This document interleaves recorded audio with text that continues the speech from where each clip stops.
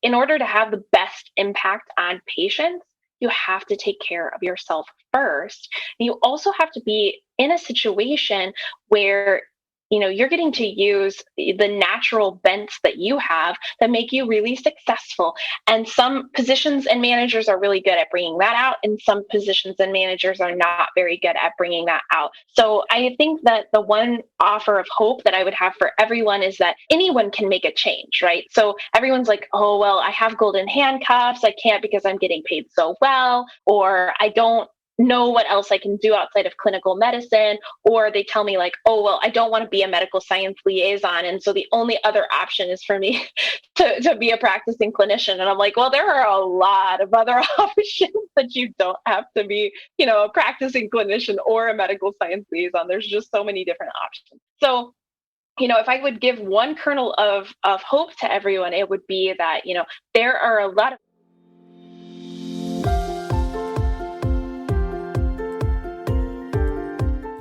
Hey there, my friend. Welcome to the Powerful and Passionate Healthcare Professionals Podcast. I'm your host, Sabrina. I am a cardiothoracic surgery PA with a background in public health and neuroscience. I'm also your peak performance coach. I had to say no to working extreme long hours where I was always on call and feeling exhausted, underappreciated, and undervalued, and said heck yes to a life and career that elevates my energy and passion without compromising my health and sanity. Now I'm on the mission to support ambitious healthcare professional like you with a demanding career to become a confident leader who are living purposefully and fulfilled to truly be both a powerhouse in your career and a passionate person in life. Let's start our journey today. Hello, everyone. This is your host for the Powerful and Passionate Healthcare Professionals Podcast. And today we have another exciting episode with Miss Melissa.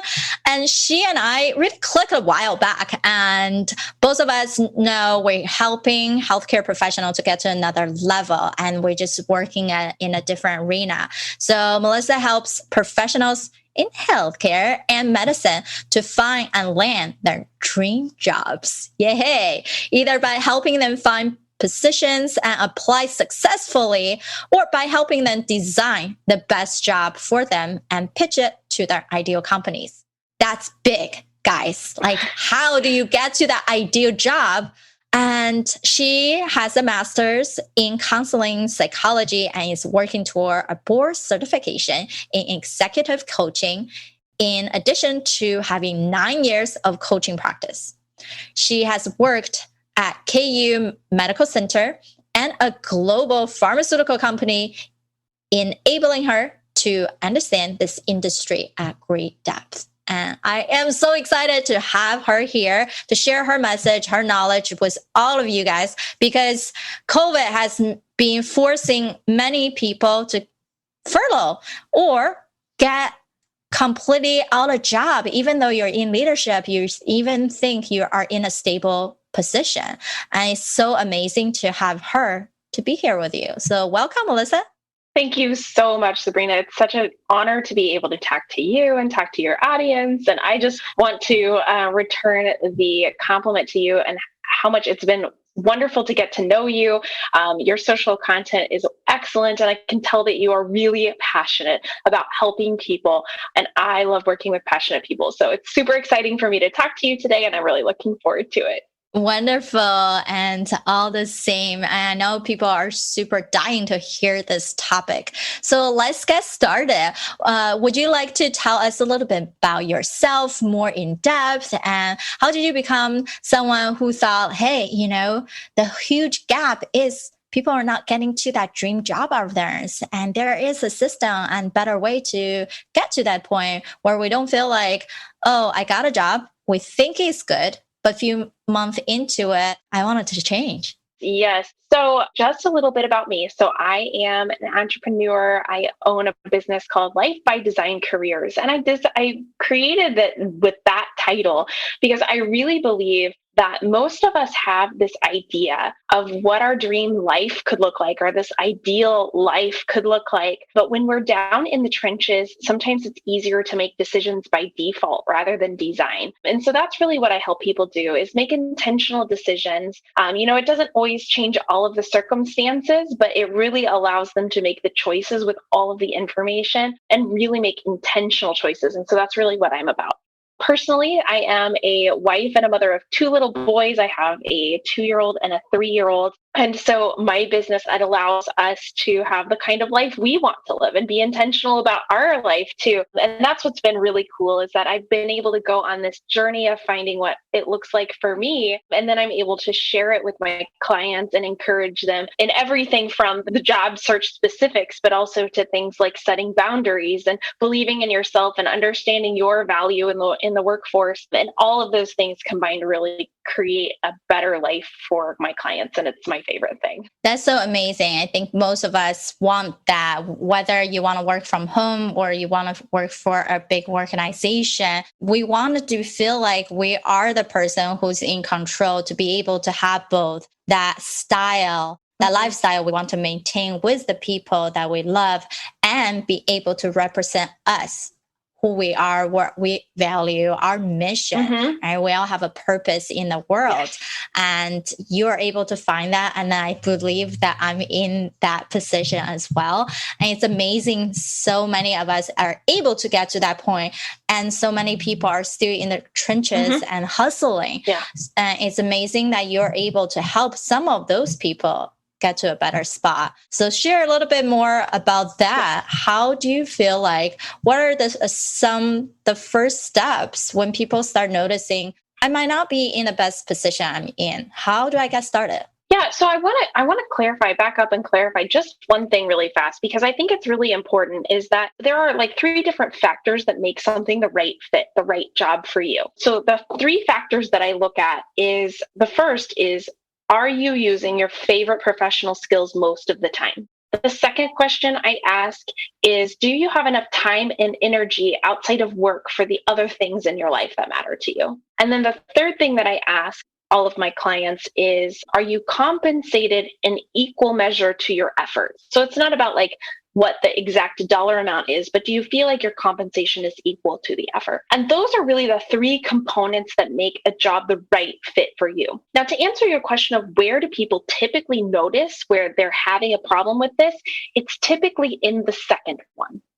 So the second one is, having enough time and energy outside of work for the things that are important to them. And many people may say, well, yes, I have flexible work schedule, or yes, I get to work from home. So I have plenty of work-life balance. And then whenever I ask them, okay, so what do you do outside of work? They'll tell me, well, during the week, I don't really have a lot of things to do. I just watch television, or, I engage in other kind of social activities, but it's usually, not during the weekend that I get to spend time with friends and everything. And for some people, that's the kind of life they want to live, and that's totally fine. But for most people, that's the default decision, right? It's that they're so drained by the time they get home from work that all they are capable of doing is just watching television, or maybe reading, or maybe having minimal interactions with their family, because they're just so tired that it's hard for them to get up the energy to do something different. And to me, that's a sign that someone may not be in the right fit.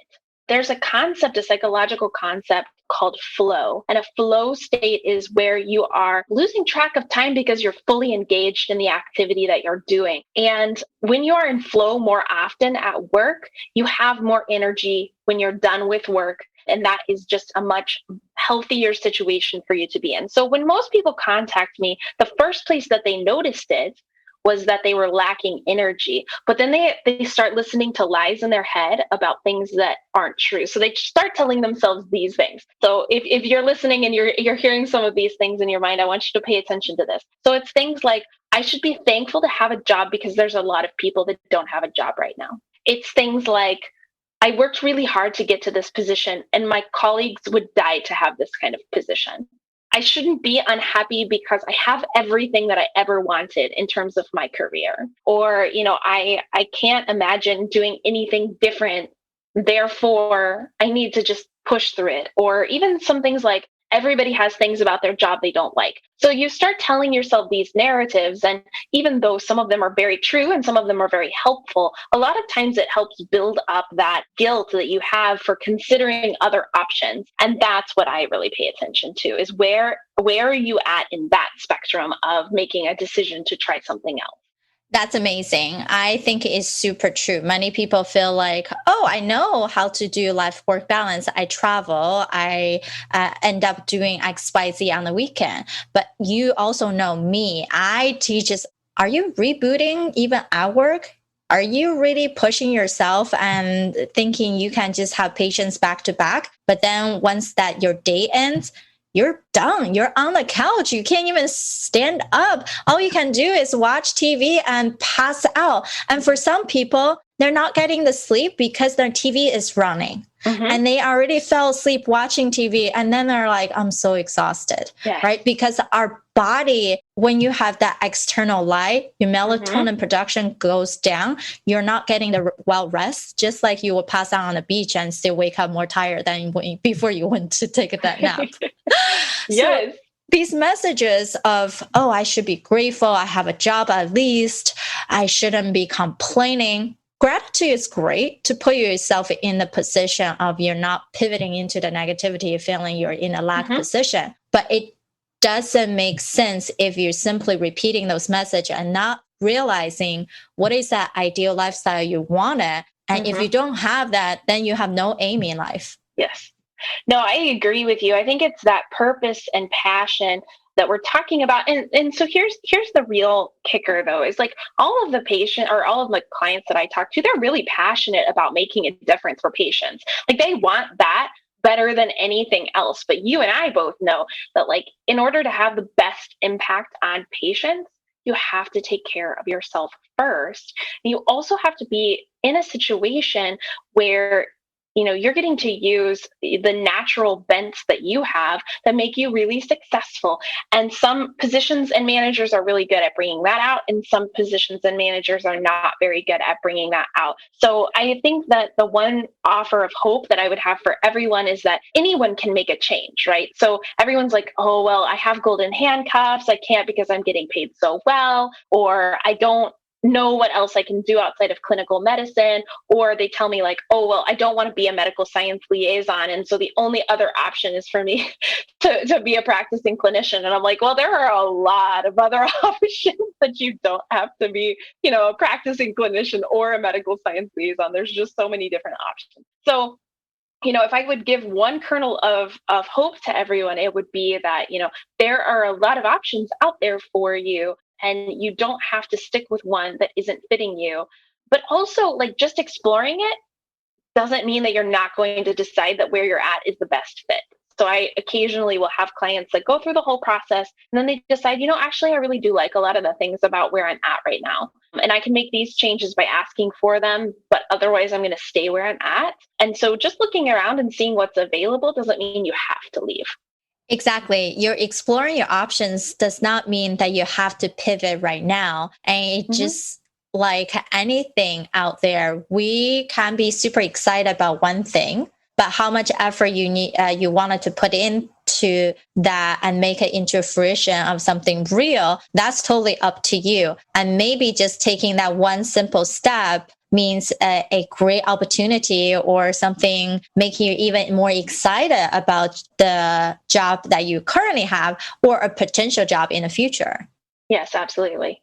Awesome. And so as we're talking about careers, as we strip down some of the lies that we have told ourselves on how good this is it, right? And then feeling like, well, if it's good, why do I wobble? Why do I shake the boat that could tilt over? And when we truly realize that, there's a bigger, better things in life. I am doing what I'm doing for a purpose. It still gave me the meaning, but might not be the exact way that I want to produce, right? And a lot of time people come to me saying, "Oh, I'm burned out," but in the reality of things, they're just having a lot of moral dilemma issues. It's not that you're burning out from your career is you're having some difficult decisions that you're making every day between your administration, colleagues, or staff member, or even patients. And we can really change that both from our own attitude, our perspective, shifting our mindset.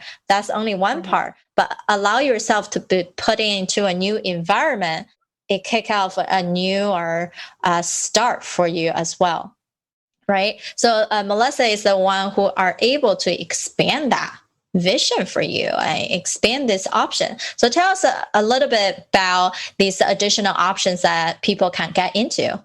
Yes, so that's a really good question. A lot of times when I talk to especially clinical providers, I know that's kind of the focus of the people that are listening to this podcast, but especially when I talk to clinical providers, their first thought is, well, if I'm going to do something else, I have to go back to school. The first thought everybody has is like, okay, well, what am I going to go back to school to do? Maybe I'm going to go get my MBA, or maybe I'm going to go get my MHA or my MHSA or something master's level so that I can move into administration. That's typically the route that I hear people say. Or they say like, well, I don't really want to go into pharma because there's a lot of bureaucracy with pharma, which I think is hilarious coming from somebody who works in a hospital right now, that there's more bureaucracy in pharma because there's so much in both locations. But there are a lot of other options that maybe people haven't considered, and everybody's needs are a little bit different.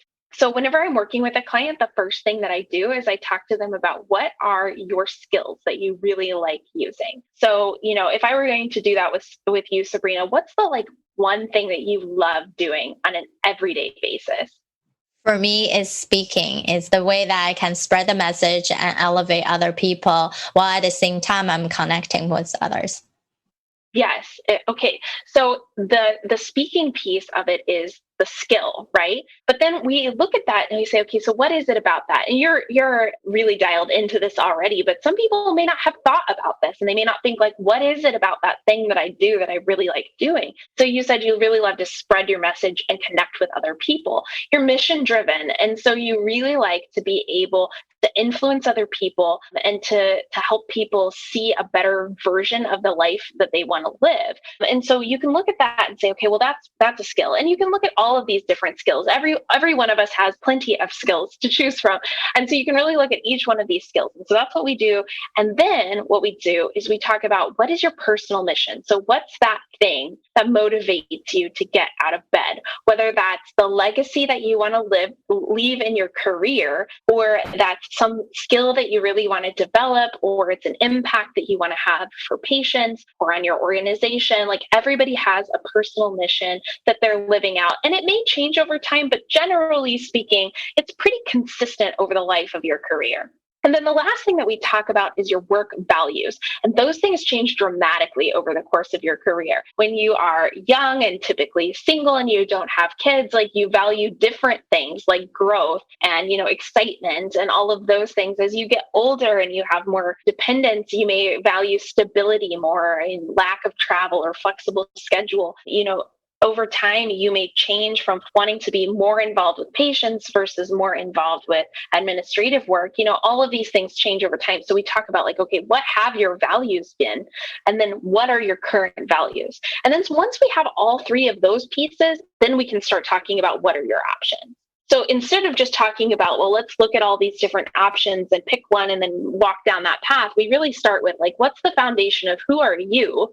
And then once we know who you are in relationship to work, what options make sense in regard to that? Perfect. So use me for example. And What do you think my options are? Okay. So remind me a little bit. So you love public speaking. You enjoy the clinical aspect of things. I think, remind me, you're in cardiology, right? I'm in cardiothoracic surgery. That's right. Okay, thank you. And so you have the cardiothoracic experience, which also means that you're really hands-on, right? So people who are surgeons or who really like that surgical experience are typically hands-on learners, and they want to get in there and be involved. They also typically make decisions pretty quickly. Would you say that that's true for you? Right. For us, I think a line of work in the surgical realm, things can go wrong really fast. So I'm someone who, when things are dramatic happening, I'm actually very calm and collective. I just make a decision, I run for it, versus when things are minor, and then things happen, then I actually get more jittery. Yeah. So one of the paths I love looking at, especially when I have somebody who has combined people skills like you do, and also the surgical skills and the ability to navigate in an OR, which is a high stress situation for people who it's not the right fit for, right? So people for whom the OR is not the right fit, that really stresses them out. But for others, like that's their jam. That's what they want to be in. I love looking at medical device sales and also medical device med affairs, because those are two areas where there's usually quite a bit of time where you're going to be spending in the OR and talking with physicians who are using the product and really learning more about how they're using the product and the problems that they're experiencing. So med affairs is more about refining the product so it's better for both patient and physician, whereas sales is going to be more about helping physicians understand the purpose of that and how it solves their problem. So it really would depend, like, are you more of a problem solver or are you more of a communicator? So that would be the difference there. So problem solving versus communicating would be the difference between med affairs and sales.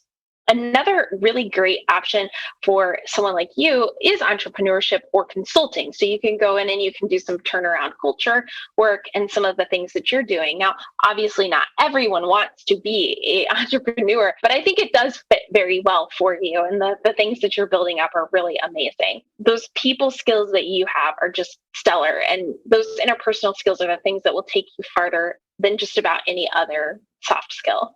Perfect. Thank you so much for using me as an example. And then to see there's so many different possibilities. Even as Melissa mentioned, if you go into the industry, become a representative for a medical device company, you can have either wanted to do the problem solving part versus the communication part, the education part. And you can also be a consultant. Now, actually, what's funny is one of the newer technology company approached my department, wanted to represent a device to help us monitor our atrial fibrillation patients. And when they did a presentation, I had to stop them. I somehow turn on my coaching and public speaking hat and start breaking down on how they can change up their presentation so it become more engaging and to the point, because all of us, right, no matter what specialty you're in, your time is limited and you want to know, is this thing going to help my patient? And if you go too much into your in-depth about your company, we don't really care much than the outcome we're producing. So yeah,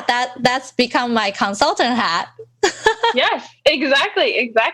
And so you can look at that because, there's a lot of ins and outs in what goes into a presentation that's given to a physician. There's a lot of legal stuff on the back end and things you're allowed to say and not allowed to say. But what you're talking about is the more nuanced about how do you create a persuasive message. And that's something that you have that nobody else does, because you've been both in the shoes of the provider and also now you are and you've talked to patients. So now you're looking at the consultancy and you're like, okay, I understand all of the different pieces here. And so I can help people make better decisions. Yeah, perfect. That's so awesome. And thank you so much for sharing all this amazing knowledge for us. I know that all of us, as you tap into, if we understand our mission better, our value better, then we can excel in life. And that's one reason that I ask all our speakers to take that holistic life assessment to figure out what's potentially your number one killer in creating your own harmony in life and work.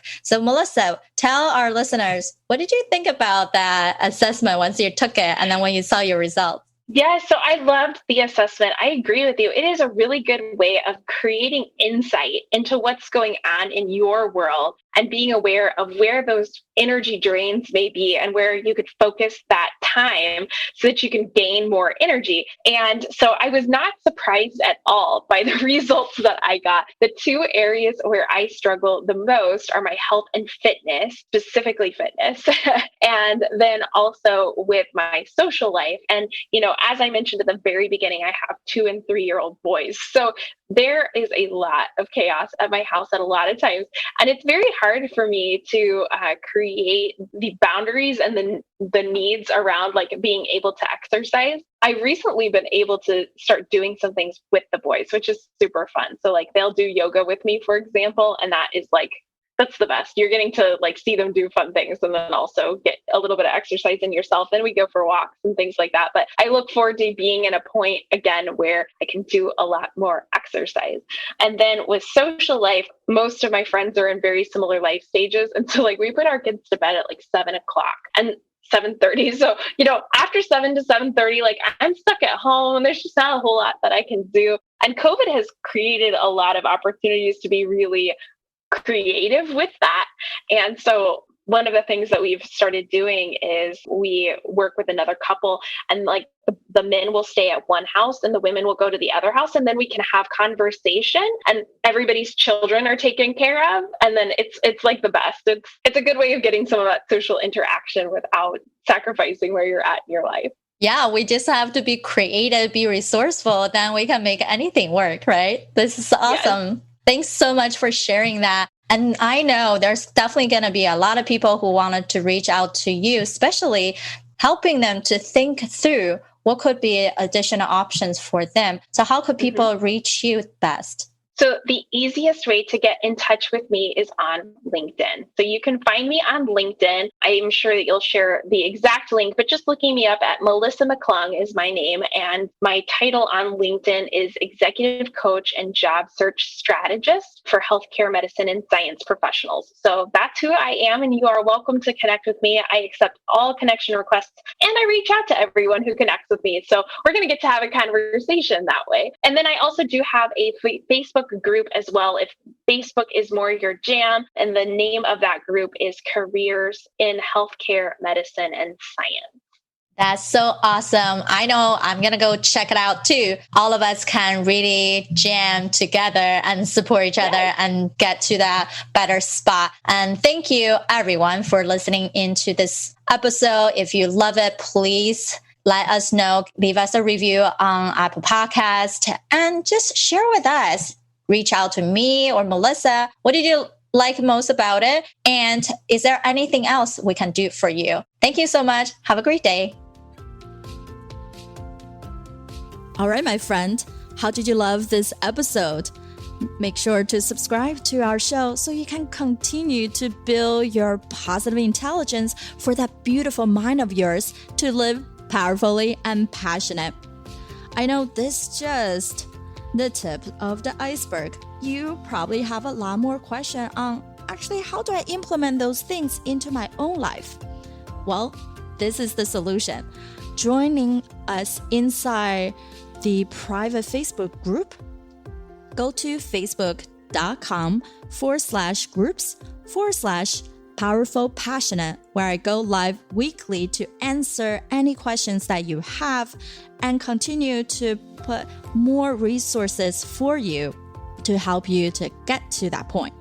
You can be both powerful and passionate, where you're no longer working on any mundane work and truly focusing on the things that matter. You can be both powerful and passionate, where you can overcome any mental roadblocks keeping you from success.